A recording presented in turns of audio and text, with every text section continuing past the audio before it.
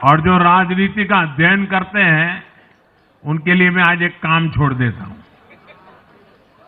देखिए, इन्होंने 2014 के बाद 5 साल तक ये कोशिश की, हिंदू बनने की कोशिश की। मंदिरों में जाना, मालाएं पहनना, पूजा करना, भांति भांति की कोशिश की। उनको लगा कि ये करेंगे तो बीजेपी की वोट बैंक में हम सेंध मार करके कुछ ले आएंगे, लेकिन उनकी दाल गली नहीं। तो आपने देखा होगा पिछले कुछ वर्षों से उन्होंने वो रास्ता बंद कर दिया। उन्होंने माना कि ये भाजपा का क्षेत्र है, उसमें पैर नहीं डाल सकते। अब जाए तो जाए कहा, तो ये राज्यों की जो अलग अलग पार्टियां अलग अलग अपने मुद्दों पर जो अपनी जान चला रही हैं, अब उनकी नजरें उन पर है। और इसलिए, और वो भी समझ गए होंगे, बोलते नहीं होंगे, समझ गए होंगे कि ये उनको ही खा रहे हैं। साथियों, इंडी गठबंधन के दल अब कांग्रेस का ये कैरेक्टर समझने लगे हैं। इंडी वालों को ये एहसास हो रहा है कि जिस वोट बैंक को उन्होंने कांग्रेस से छीना है, अब कांग्रेस उसे वापस पाने में जुटी है। इसलिए दिल्ली में हमने देखा, इंडी के ही दलों ने एकजुट होकर कांग्रेस को हैसियत बताने की कोशिश की, अपने वोट बैंक को रोकने की कोशिश की। ये मीडिया वालों को पता नहीं समय नहीं मिला, अब तो समय ही समय है उनके पास। इंडी गठबंधन पूरा दिल्ली में कांग्रेस के खिलाफ मैदान पे उतरा था, और फिर भी क्या हाल हुआ देखिए, दोनों तरफ। साथियों, वो कांग्रेस को रोकने में तो सफल रहे, लेकिन आपदा को बचाने में कामयाब नहीं हो पाए।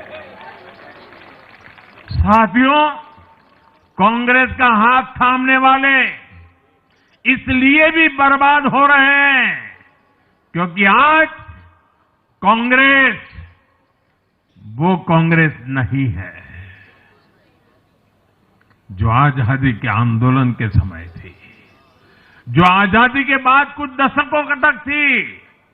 आज वो कांग्रेस नहीं है। आज कांग्रेस देश हित की नहीं, अर्बन नक्सलियों की राजनीति कर रही है।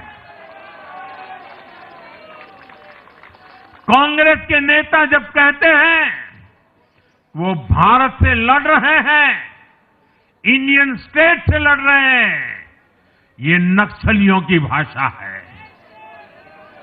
ये समाज में, देश में अराजकता लाने की भाषा है। और यहां दिल्ली में तो आपदा भी उसी अर्बन नक्सली सोच को ही आगे बढ़ा रही थी। कांग्रेस की ये अर्बन नक्सली सोच राष्ट्र की उपलब्धियों पर अटैक करती है। ये पूरी दुनिया में अपनी ही सोच का आर्थिक, सामाजिक और राजनीतिक निजाम लाना चाहती है। जब ये कांग्रेस में अर्बन नक्सलियों का डीएनए घुस गया है, तब ये कांग्रेस हर कदम पर बर्बाद हो रही है। साथियों, आज दिल्ली से मैं देश के नौजवानों से भी अपना एक आग्रह दोहराना चाहता हूं। मैंने 1 लाख नौजवानों को राजनीति में आगे आने के लिए कहा है। ये मैं इसलिए कहता हूं कि देश को सही मायने में एक गंभीर पॉलिटिकल ट्रांसफॉर्मेशन की जरूरत है। विकसित भारत को नई प्राण शक्ति की जरूरत है। 21वीं सदी की राजनीति को नए आइडिया, नई ऊर्जा की जरूरत है, नए चिंतन की जरूरत है। ये मैं इसलिए भी कह रहा हूं क्योंकि अगर अच्छे नौजवान बेटे बेटियां राजनीति में नहीं आएंगे तो ऐसे लोग राजनीति पर कब्जा कर लेंगे जो राजनीति में नहीं आने चाहिए।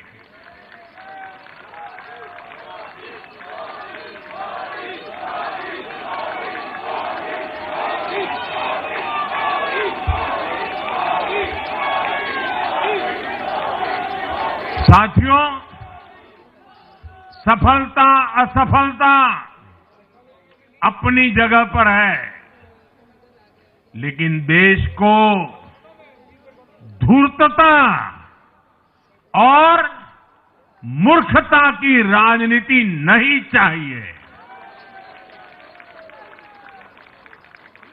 एक तरफ धूर्तता है तो दूसरी तरफ मूर्खता है। देश का तेजस्वी युवा अगर राजनीति में नहीं आएगा तो देश धूर्तता और मूर्खता की राजनीति में फंस जाएगा। विकसित भारत बनाने के लिए हमें राजनीति में नयापन लाना है, हर स्तर पर इनोवेशन लाना है।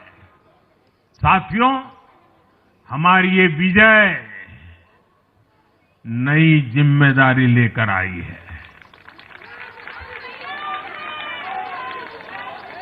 भाजपा रिफॉर्म और परफॉर्म की गारंटी देती है और जब इसमें हर दिल्लीवासी जुड़ जाएगा तो ट्रांसफॉर्मेशन और तेज गति से आएगा। हमें दिल्ली के विकास के लिए मिलकर काम करना है। हम कंधे से कंधा मिलाकर चलेंगे। हम मिलकर दिल्ली को विकसित भारत की विकसित राजधानी बनाएंगे। साथियों, मैंने हमेशा जिस मंत्र को जिया है और जिस मंत्र को हमेशा मैं मेरे लिए भी पुनः स्मरण करता रहता हूं, मेरे सभी साथियों के लिए भी पुनः स्मरण करता रहता हूं, और वो है हमें हमेशा जब जब विजय मिले अपनी नम्रता को कभी छोड़ना नहीं है,